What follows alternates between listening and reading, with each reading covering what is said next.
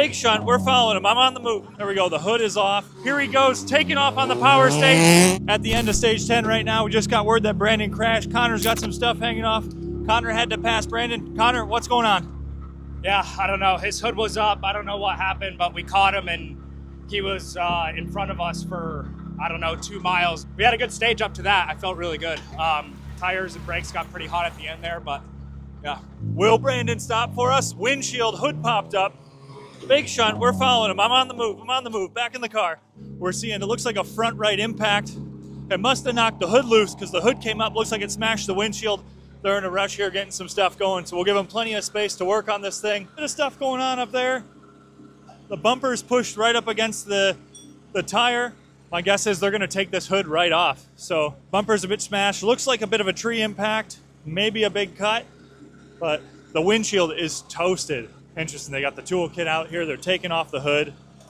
Car's moving, car's moving.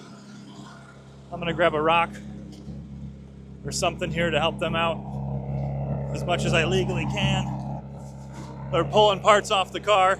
They're undoing the hood. They're gonna drop the hood. They got 1 stage left before service, the first running of the power stage. Here's Travis coming off stage now. See what sort of support they can give him. But looks like the hood is coming off. One big thing here is just understanding that Connor caught him on stage and he just was not able to get around him. So Travis is coming off the stage. They're looking around his car as well, but it looks pretty clean. He's got to unpull that cable off there. The windshield is toast, so there's not much he can do with the windshield. Just got to get this hood off. There's no way to actually strap it down. So they're going to take this thing off. I'm not sure what their strategy here is, if they're going to ditch the hood. There we go, the hood is off. Do they cut the cable? Do they pull it? I'm not sure. It's riveted in there, so there's really not much they can do. So Keaton's making a decision here. He's cutting the cable. Call it a day. No lights needed for the rest of the day. Not a lot lost there. Keaton's calling it on the hood. Ryan Booth's coming through. Car's looking clean. Brandon's packing up the tools. See if I can grab a quick word from one of them. Keaton's checking out the tire, seeing if there's any rubbing on the tire. It looks close. Doesn't look like there's anything very metal-ish rubbing on the tire, so they could keep running it if it's just plastic bits. Keaton's obviously on the phone to the team, staying focused here, making sure they can get back on the road. Like I said, they do have one more stage, the first running of the power stage, before they can get back to service to make any changes. But so it does look like the intercooler piping is actually compressed, and it is rubbing up against what looks like some sort of exhaust pipe. So definitely going to be a boost and just an airflow issue in general. So we'll see. That's definitely going to be limiting their power. You know, they could crawl through this next stage like that, but not sure if that pipe is actually broke or just bent. Brandon, any words? Just stupid. Yeah. Was it an off rock or anything, or what happened? Yeah, just a little bit of slippy area caught us out and just went a little bit wide and clipped that corner. And Okay. but it popped the hood. Was it a tree or a rock or? Small tree. Small tree. Yeah. Brandon saying just a little bit of a slippy section, caught a little bit of a rock, kind of bopped him out there and has done some damage to the front right corner. Not critical. I'm not seeing any breaks in the pipe. I think they'll be fine to run that thing. It's definitely going to have an airflow issue though, with that being a front mount intercooler. So you can see some of the impact here. You got some wood bits there, leaves. The tow hook is completely pressed in. A little bit of the support here for the front end, but nothing really structural. You know, it kind of just got right in front of the tire. So they're hopping in. They're on the move. We're going to follow them, see what we can do. Oh. Going into the start of stage 11, we just came off of stage 10. Brandon Seminuk and Keaton Williams pulled off the stage with a bit of damage in the front. Just arrived at the start of stage 11 here, kind of in the middle, maybe a mile or two from the actual start of the stage. Looks like they've started to do some work here just to open up the cooling in the front of the car. They've made it this far. I think it'll be fine. It's just a bit of boost restriction there. It looks like that pipe, like I said, at the end of stage 10 was compressed after this impact, but not sure if it was maybe starting to heat up in between the two stages, and now they're having to make some modifications here, doing some custom tape work there.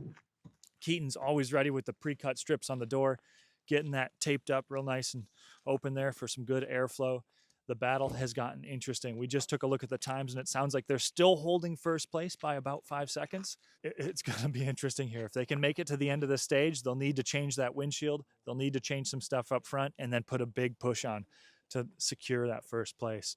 Right now I'm standing at the start of the first running of the power stage, stage 11. We're just almost getting to the end of the rally here, and it's gotten really interesting. So Brandon is pulling up right now. Ideally, he's pulling in exactly on his minute.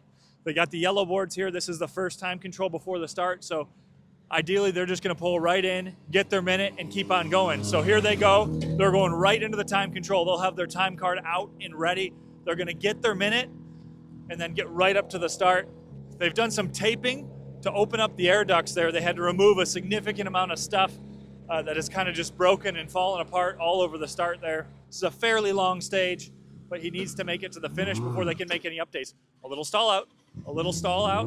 I'm seeing some smoke and some mist. Brandon needs to finish these 6.5 so miles to be able to get back to service to change out that windscreen.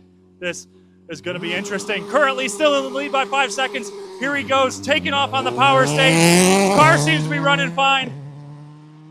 It sounds fine. Like I said, a little bit of a boost pipe pinch there, a little bit of restriction. Seems to be going pretty good off the start.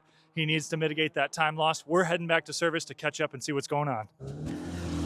Brandon Semenuk is pulling in. You can see the windshield is already out. Apparently there is a rule where they're allowed to start the glass switching before they actually get into service. So in the time control, they can take that windshield off because it's a safety item, a safety issue. He's pulling in here hoodless, finished stage 11, up about 8 seconds from Connor. So didn't seem to drop too much power, kind of mitigated some of that damage, seemed to be cooling and everything fine with all the tape jobs they did there. So they've got 30 minutes here. We got the time on the board. The clock is ticking right now. They've got to start. Stu is up there. The tech Stu is up caulking, getting that new windshield ready. That front wheel has just come off. You can kind of see the wheel tub there. That fender is completely crushed up there. Looks pretty fine suspension-wise. I would be surprised if they had to do anything. Cars seem to be driving and handling fine. Brandon, a couple minutes left in service. Tell us about what happened and what's next.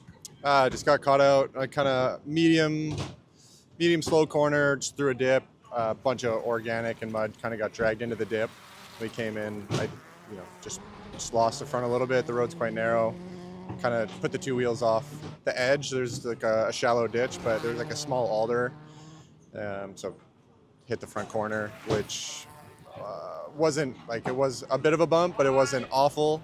But we got out, and as soon as we started going, the hood flipped up just because we broke basically the material around the hood pins. So then the hood was up, then we tried to stop, we put the hood down, there's no pins, we taped it down, we got going again, the hood flipped up, and then drove 5 miles with the hood up. Not a lot of space to see in these cars when the hood's up, so we just did what we could, and obviously keep an eye on Connor behind us, make sure that we don't hold him up. So yeah. Did it feel like it was a cut that pulled you in, or did it throw you off, or what happened? No, it just came in and it just didn't quite grip, and I just lost the front a little bit, and literally we just got a foot or two wider than we needed to, but that was all that was left in the road, and yeah, just kind of a stupid slow off, just like the whole car kind of slid a bit wide, and yeah. Was it a bump to a stop, or was it bumping through? It was kind of like in the ditch, like we dropped the wheels in, and it was just kind of soft material on the edge, and we slowed a bit. Like I could see the kind of like it's through the dip, and as you start like slowing up, you could see the tree, and we slowed pretty good before we touched it, but it just still enough to like give everything a good knock. But like the car was obviously totally sound. We reversed a little bit, got out, and just got going right away. It was just the hood that created the big time loss for us. Like we probably would have only lost like 4 or 5 seconds if it wasn't for the hood. Going into the power stage, did you feel any different power-wise? The time still looked pretty good. Yeah, it was definitely down on power with the intercooler getting a bit smushed there. But I mean, temps were fine. Just a little bit of power. So kind of run it down a gear to keep it revved up. But yeah, it's okay. Definitely not the optimal car with the smashed hood screen and lack of power, but should be good for the last power stage. And they are on their way to the power stage with about a 13 or 14 second lead. So stay tuned. This is going to be very interesting to see how this thing pans out. Interesting they kept that right fender a little bit twerked down there. Some zip ties on the bumper. I would have thought they had some time to change that. Maybe a little more tidy, and time-wise, lots of clapping, handshaking going on here, cheering going on, getting Brandon out in time. Stay tuned on dirtfish.com. We're going to follow up after the power stage and see how this thing plays out.